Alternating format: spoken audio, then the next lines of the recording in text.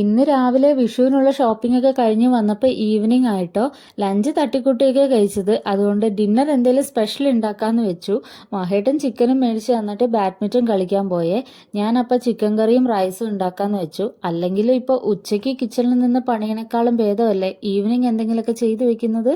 അമ്മാതിരി ചൂടല്ലേ, എൻ്റെ പൊന്നോ സഹിക്കാൻ പറ്റുന്നില്ല. ഇവിടെ ഞാൻ പൊടികളൊക്കെ ഇട്ടുള്ള സിമ്പിൾ ചിക്കൻ കറി ആട്ടോ വെക്കുന്നത്.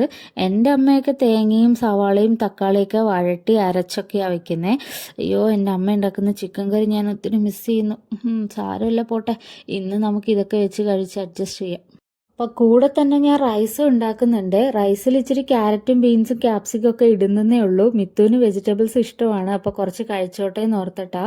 അല്ലാതെ നെയ്ച്ചോറ് പോലെ ഉണ്ടാക്കാറുണ്ട് കേട്ടോ. രണ്ടും ഞങ്ങൾക്ക് ഇഷ്ടമാണ്. കറി തിളച്ചുകൊണ്ടിരുന്നപ്പോഴേ മഹേട്ടൻ എത്തിയിട്ടുണ്ട്. അങ്ങ് വാദിക്കുന്നേ നല്ല മണം അടിക്കുന്നുണ്ടല്ലോ എന്ന് പറഞ്ഞിട്ടാണ് കയറി വന്നത്. അപ്പോൾ എല്ലാവരും ഫുഡ് കഴിക്കാനായിട്ട് സെറ്റായിട്ട് ഇരിക്കുന്നുണ്ട്. ഞാനെന്നാൽ പോയി വിളമ്പി കൊടുക്കട്ടെ. നെക്സ്റ്റ് വീഡിയോ കാണാം. ടാറ്റാ.